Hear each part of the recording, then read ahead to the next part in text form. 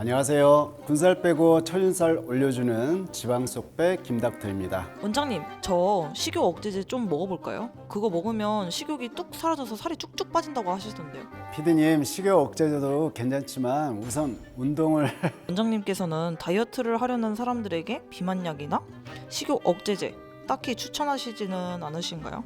비만약, 식욕 억제제에 대해 궁금한 게 많으시네요. 제가 지금부터 자세히 설명드릴게요. 식욕 억제제는 다이어트를 도와주는 중요한 비만약 중에 하나입니다. 이 약물은 일반 환자들 또한 활용 가능한데 그냥 시중에서 구할 수 있는 다이어트 보조제나 건강기능식품과는 달리 약물로서의 효과가 월등하다고 볼 수 있습니다. 비만약은 다양한 종류가 있어요. 전통적인 식욕 억제제와 포만감 유도제, 대사 촉진제, 지방 대사제, 식이섬유제, 지방 흡수 억제제, 변비약 등등 있습니다. 미국 식품의약국 FDA에서 승인한 체중 감량 치료제는 딱 4가지뿐입니다. 첫 번째는 큐시미아입니다. 식욕 억제 효과하고 포만감 유발 효과가 있는데 펜터민과 토피라메이트 조합이고, 두 번째는 제니칼, 장에서 지방 분해와 지방 흡수를 막아서 지방을 30% 배출시키는 지방 흡수 억제제입니다. 세 번째는 콘트라브, 식욕과 식탐을 억제해주면서 금연과 금주에도 도움을 주고 향정신성 의약품이 아닌 날트렉손, 부프로피온 성분입니다. 네 번째는 삭센다 위고비입니다. 식욕을 억제하는 GLP-1 계열 성분이고 체중 감량에 효과가 있다고 입증되어서 FDA에서 승인을 받았습니다. 식욕 억제제 처방은 다음과 같은 경우에 가능합니다. 식욕 억제제 중 펜타민, 펜드메트라진, 디에틸 프로피온 제제는 식사, 운동, 행동 수정으로 체중 감량요법에 반응하지 않으면서 체질량 지수가 30 이상이거나 고혈압, 고지혈증, 당뇨병 같은 다른 위험인자를 동반한 BMI 27 이상인 비만 환자에서 칼로리 제한을 기본으로 하는 체중 감량 보조요법으로 사용하도록 허가한 사항입니다. 의존성이나 내성이 발생할 수 있어서 향정신의약품으로 지정 관리되고 있죠. 어린이나 청소년은 식사요법과 운동요법 그리고 행동요법이 원칙입니다. 모든 식욕 억제제는 16세 이하 아이들에게는 금기이지만 제니칼, 삭센다 그리고 위고비는 12세 이상인 경우에 사용이 가능합니다.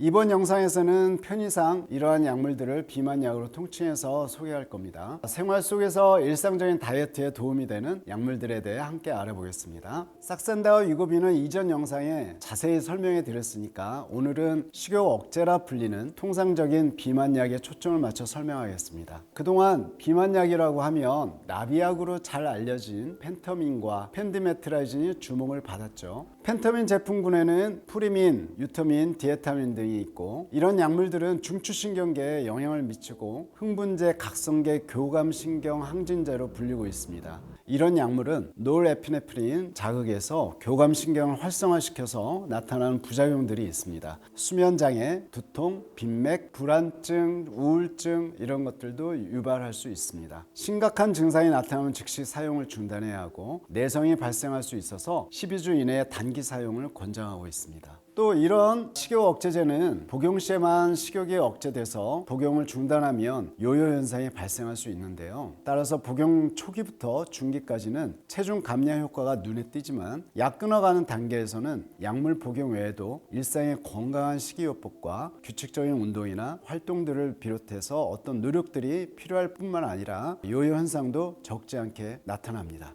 펜디메트라진 제품에는 푸린, 펜틴, 펜디정 등이 있고요. 도파민 수용체에 작용해서 식욕을 억제하고 기분도 좋게 만들기 때문에 펜터민보다 중독에 빠지기가 쉽습니다. 펜터민이나 펜디메트라진과 같은 식욕 억제제는 뇌의 중추신경계에 작용을 하면서 마약류인 엠파타민과 유사하게 중추신경을 자극하기 때문에 2021년부터 마약류 집중 관리 대상이 되었고요. 3개월 이상 처방할 때나 16세 이하 청소년에게 처방할 경우 병원에 경고사항이 들어옵니다. 항정신성의 약품으로 엄격히 관리되고 있죠. 미국에서는 펜터민은 스케줄 4, 펜디메트라즈는 스케줄 3로 더 강한 규제를 받는 약물입니다. 최근에는 많은 사람들이 사용하는 펜터민과 토피라메이트의 복합제인 큐시미아는 단일제보다 유효 성분 함량이 작아서 부작용이 적은 특징을 가지고 있기 때문에 장기적인 복용이 가능합니다. 음식 섭취와 상관없이 하루 한 번 아침에 복용하고 불면증이 생길 수 있으므로 저녁에는 복용을 피해주는 것이 좋습니다. 비만약을 처방받았다 하더라도 너무 약에 의존하지 마세요 라는 점을 의사로서 강조하고 싶습니다. 약물에 너무 의존하기보다는 기본적인 식단 조절과 운동을 함께 시행하고 활발한 신진대사를 유지하는 것이 중요하겠죠. 너무 많이 약물에 의존하다가는 약을 갑자기 중단했을 때는 거의 99% 이상의 사람들이 요요 효과를 겪는다는 것을 명심해야 합니다. 이 점을 꼭 명심하시기 바랍니다.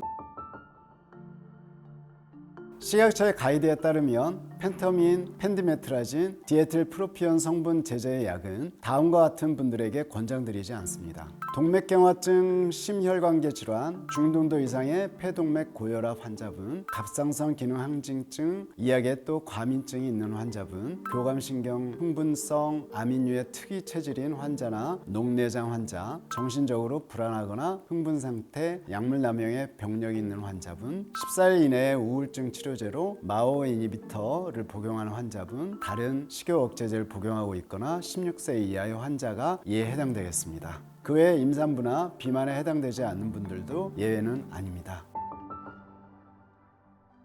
우선 12세 이상인 청소년이 사용 가능한 품목은 제니칼, 싹센다 그리고 유고비는 사용이 가능합니다. 어린이나 청소년은 식사요법, 운동요법 그리고 행동요법이 원칙이고 식욕 억제제 즉 펜터민, 펜디메트라진, 디에틸프로피온은 성인을 대상으로 허가되어 있으니까 16세 이하는 복용하면 안 됩니다.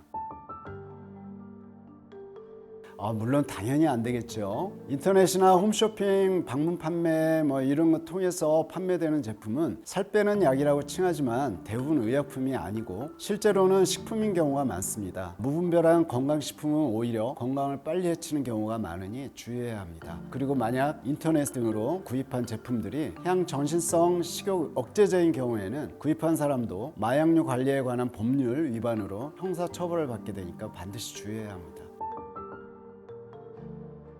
도파민, 세로토닌을 조절하는 생활 습관이 무엇보다 중요합니다. 자신만의 생활 루틴을 한두 가지 정해놓고 이뤄나가면 작은 성취감이라도 긍정적인 생활 태도로 영향을 주게 됩니다. 이로 인해서 식사요법과 운동 그리고 행동 수정요법까지 좋은 영향을 미쳐서 다이어트에 좋은 효과를 볼 수 있겠습니다. 펜터민, 펜디메트라진, 디에틸프로피온 성분 식욕 억제제를 4주 정도 복용해도 만족할 만한 체중 감량이 나타나지 않는 경우에 이 약을 복용 중지해야 합니다. 다만 1.8kg 이상 또는 의사 환자 모두 만족하다고 판단될 정도의 체중 감량이 있을 경우에는 4주 이상의 복용이 가능합니다. 단 3개월 이내로 끝내야 하고 그 이상의 식욕 억제제 투여하게 되면 폐동맥 고혈압의 위험을 23배 증가시킬 수 있다고도 합니다. 또한 심각한 심장병, 의존성, 불안, 초조, 불면, 흥분상태, 조현병 이러한 것과 유사한 정신 이상증의 부작용이 나타날 수 있으니까 주의해가면서 복용해야 합니다.